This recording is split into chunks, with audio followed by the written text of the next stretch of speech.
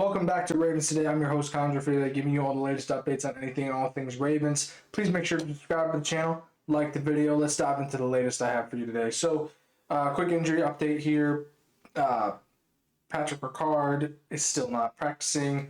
Isaiah Likely is still not practicing. And the latest one is that Madubuike was not at practice either yesterday.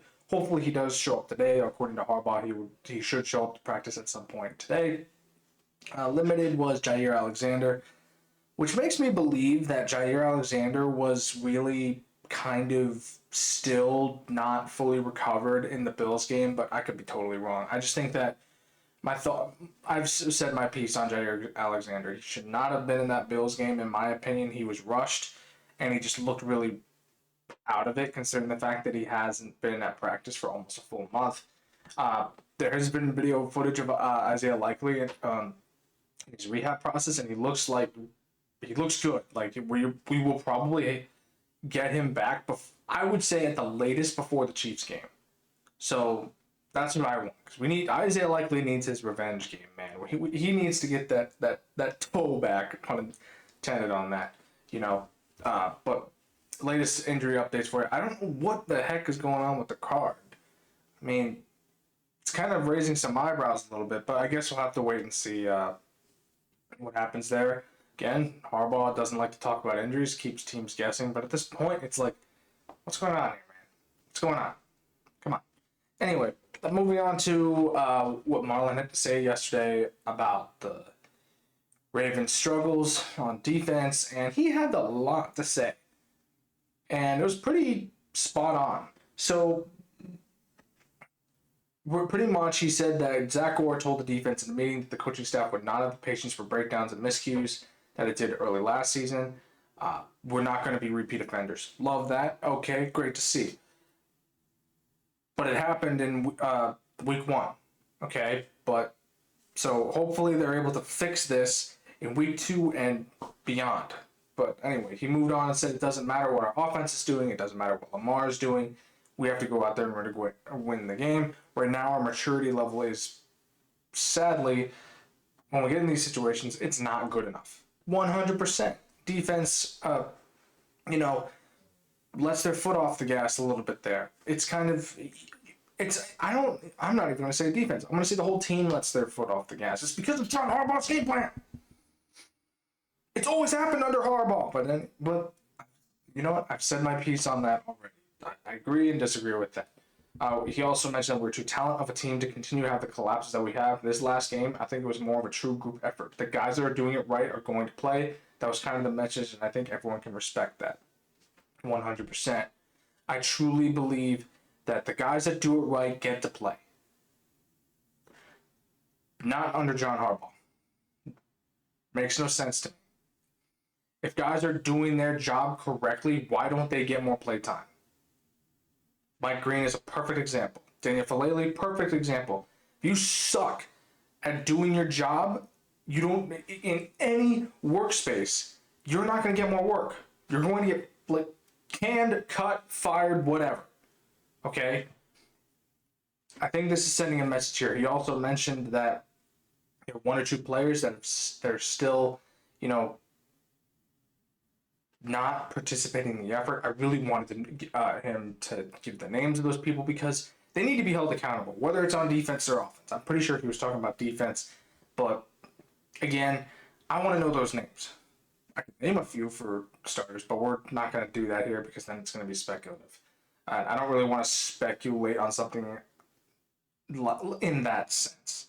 Okay, but again, Marlon pretty much hit the nail on the head here. It's what else can you say? It's like we can't be repeat offenders, and it was a group effort of why we lost. In some space where the group effort really needs to say, you know what, we've been in this situation before where we're up by 2 scores and we let our foot off the gas. Just saying, I don't even know it's the fault of the players anymore. With that, I think it's Harbaugh's fault. All other media is catching on to this. It's just, but be saying the quiet part out loud here. Moving on. So here's a new one for you. So I would love this trade because one, backup guard.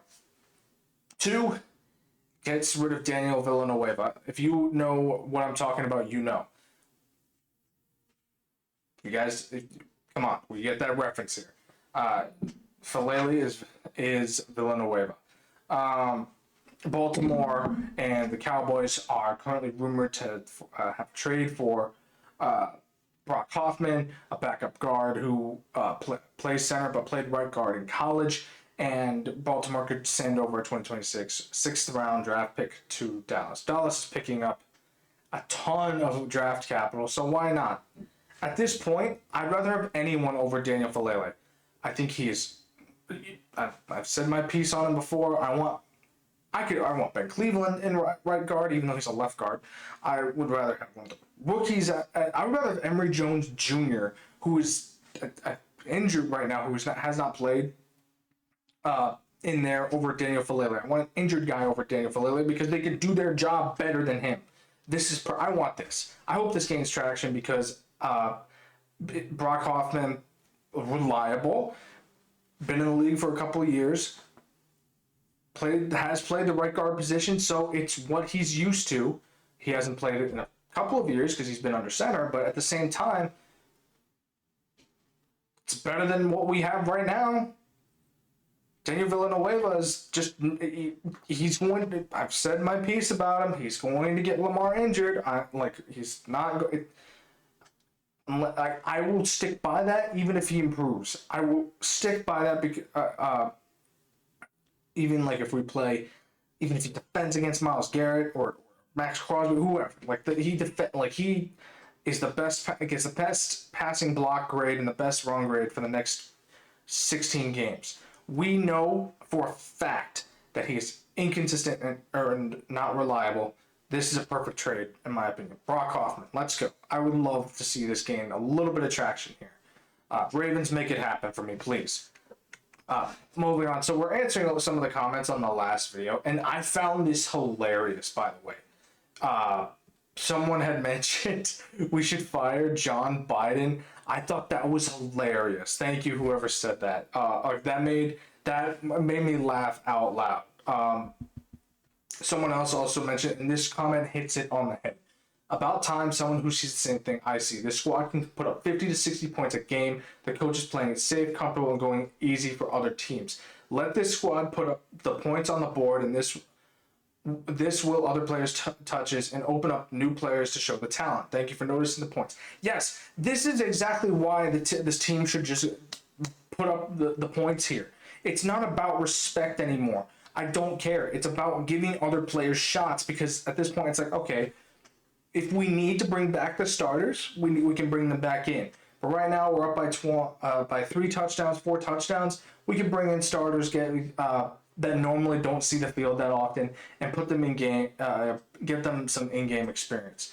Thank you. This comment right here hits the nail on the head. Why do we always do this where we have such a big lead with the fourth quarter winding down and then it just all goes complete. Either we win by a hair or we don't win at all. By rallying up the score, it allows us to take those guys out, take the starters out, put some backups in, put some rookies in, and say, hey, you guys really want in-game experience? This will help your development. Let's see what you got. It just allows better development as a player. I mean, I'm not an NFL player, but as a fan, comment down below here. As a fan, that is a perfect game plan. It doesn't matter if it's disrespectful to run up the score. It's because, hey, I want my team to be successful for years to come, and these guys need in-game experience for that to happen. We need to make sure their development is right, and we need to make sure that they get in-game experience for their development to grow. This right here is how it's done. I mean, his comment hits the nail on the head here. While EDC has extended Harbaugh for the next 3 years, it doesn't matter. I'm at I'm at a theory here that EDC will have to say to Harbaugh, like, whether I hope this happens, that he says, listen, you've had a long stretch here, but we need to start looking at other options. But we're happy to like bring you to the front office, which I think is a terrible idea. Um, because one, if Harbaugh goes to the front office, he's going to have influence over the who picks the coach and like everything else and the draft. So which he's going to pick every Michigan player because of Jim.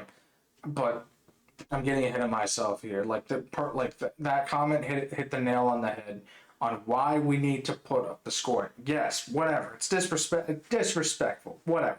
But at the same time, bringing the starters out, putting the rookies and undraftees or pickups in, and the free agents that we picked up, giving them game experience helps their growth.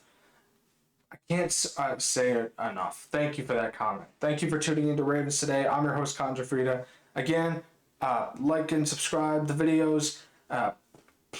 Catch you all later.